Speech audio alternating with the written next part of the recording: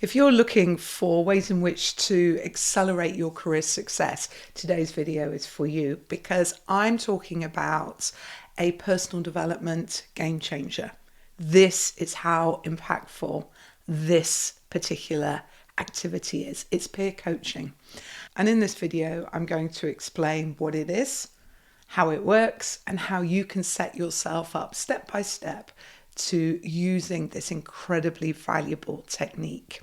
The challenge with personal development, especially at work, is work. You're busy, aren't you? And people often tell me they just don't have enough time to put their goals and their plans in place. So what they do is prioritize the work over their own development. And this is exacerbated by the fact that there is a big gap, particularly with leadership skills, communication skills, people skills, all those things which are critical to your success as a manager and a leader.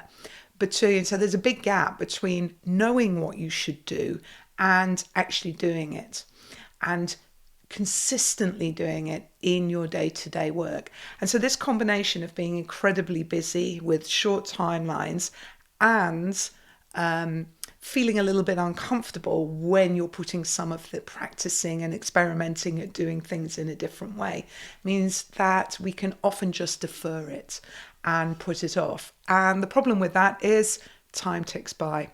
The key to changing that dynamic is accountability, that you commit to whatever it is you're putting in place, but there are people around you who know about it, who help you, who are on your side. And if you can create that environment, you are so much more likely to put your development plans in place.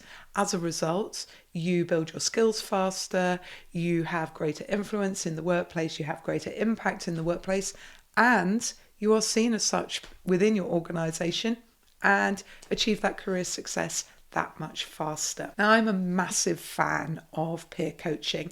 I work with clients where we set that up at the end of the program. What I do know is the more times that I connect and they connect with each other after a program, they're just so much more likely to put their plans into action. Peer coaching is brilliant for accountability and for problem solving. And problem solving in that sometimes you're just so near the action that you can't quite see the wood for the trees, and as a consequence can end up procrastinating or feeling overwhelmed by trying something out, by experimenting a new way of doing something. And also it's just great support. People help people.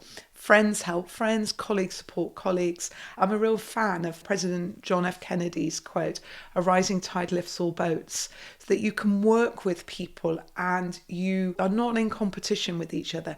You all help each other get better, do your best work and feel supported. And that is a brilliant thing in our busy work lives. Another benefit of peer coaching is that you can create a routine, and the routine just sort of sucks you along, keeps you moving, gives you momentum. And I promise you, if you adopt this as a way, you look back after a quarter or a half year and think, oh my goodness, look how far I've come. And you can just miss that in the day-to-day when you're rowing your own boat and trying to achieve your personal development goals and your career success all by yourself. What is peer coaching? It is a self-managed coaching activity. So by self-managed, I mean you organize yourselves, you meet regularly. This routine helps with momentum for your development plan. I've been in several peer group coaching teams, and the main thing I used to think to start with, it would be like a massive amount of time, but it's not, especially if you set yourself up for success. So let me take you through what would make up a great peer coaching team. The first thing is you need to pick the people, find the people to work with. You want to be about the same level and facing similar challenges. You don't necessarily have to be in the same organization, but sometimes there's real benefits in that. So thinking about who those people are. There are a couple of absolute critical success factors, though, in thinking about the people you're working with. You need to get on with them and you need to be able to trust them. We always have the rule, what gets talked about in the group stays in the group. It works best when you have that level of confidence and trust in each other. I would say a minimum of 3 and a maximum of 5. You can have much bigger groups, but the issue you face is time. 4 to me is the perfect number. I always work well in 4, it's my favourite number. But it's that thing about 4s is that, say you're going to meet for an hour, you've all got like 15 minutes, which is normally all you need on a regular session. The second thing you want to do is schedule the time and the frequency of when you want to meet. Now, what I would recommend is each quarter you have a longer session, perhaps 2 hours. That is enough time to share plans about what you're doing and problem solve, and then meet monthly for an hour just to update on where you are and what you're doing. What I'd also do is have a WhatsApp or a private Teams channel so that you can just talk with each other. This is great for sharing wins. This is great for asking a quick question or a bit of advice and managing the logistics of meeting and the agenda in an easy and efficient way. But the main events are these moments where you come together. You can do it virtually. I've been in virtual peer groups, worked absolutely fine. But sometimes I think it's lovely just to meet with people in the same room and really it just removes the friction and you get to know each other a little bit better. So you need to think about your agenda and agree your agenda on how it's going to work. You might want to agree what you're not going to talk about. It's really easy when you work in the same organisation to end up talking about the actual work that you're working on, and you want to keep that out of the conversation. That's out of scope. You want to be able to focus much more on your own, how do I do this work, not on solving the topic of the work. This is about you and your personal development, so make sure that that's very clear. So how would you do the accountability? Accountability is about saying out loud what you're committing to. So that means at the end of each session, it is great to share, like, these are my 3 priorities or my 1 priority for the coming period of time. So you say what your priority is, maybe a little bit about your plan. When it comes to reviewing that at the next session, what I think works well just to answer the questions. So what's happened? I always ask the questions, what went well? And then the second question is, what have you learned? Which turns the issues into a more constructive way of recognizing what's gone well, what may not have gone so well, but what you have learned from that situation. And as a consequence, what would you do differently next time? So it's the saying out loud what you're planning to focus on and then updating on it at the next session to whatever frequency you have agreed.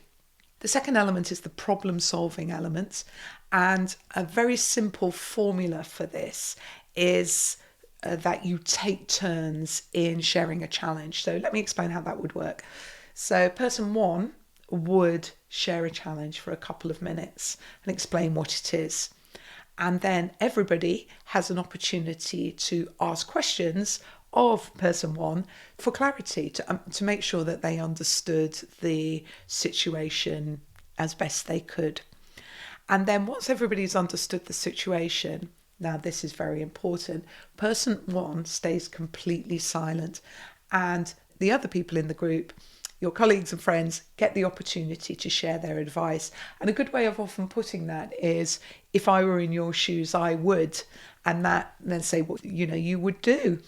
And as I said, person 1 is completely silent. They're listening. Now, this is hard because sometimes we want to respond, but you just want to listen actively during that time and think about what everybody is saying. Once everybody is finished, you then person 1 has an opportunity to say what has really resonated with them and any actions that as a consequence of this, they are going to take forward. Now, I would say a big session is like half an hour per person, but you can easily do this in a little 15 minutes session. And it's a really simple formula. And I'll just say it one more time. Person one shares their challenge. Everybody else asks questions for clarity.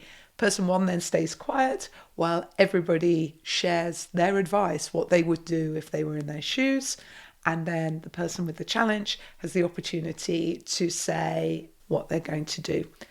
It is incredibly powerful. I have seen people who have been wrestling with really difficult problems, really stuck, just unlock in those few minutes, because people help you see things from a really different perspective. At this point, if you think, this is something I think that would really help me, you have to be proactive. You need to find a couple of other people who'd be interested in doing it with you.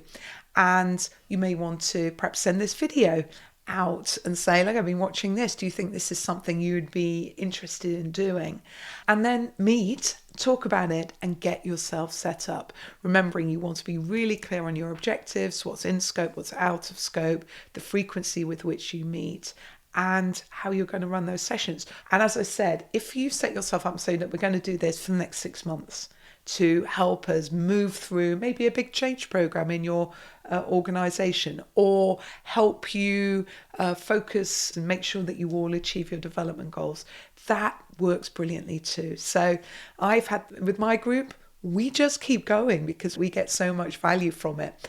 But you will find what works for you in that situation. And when it finishes, don't forget to celebrate. What a great thing you've all helped each other do. I have consistently seen that these types of accountability and peer coaching teams just deliver great results for each other and for themselves.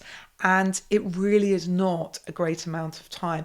But what it does is concentrate your thinking and acts like a boost and a catalyst to keep you focused on your personal development goals and aware of your progress. And in a very busy work world, this is such a valuable thing to have.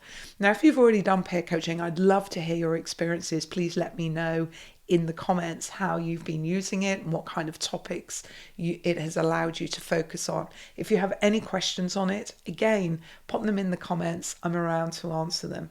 One of the things that can really help this work well is having a super clear personal development plan. And if you think yours is a little bit woolly, I would go to this video here, which will help you create your perfect personal development plan and with tips on how to implement it so that you get the best results. Okay, until next time, thank you for watching. Take care. Bye.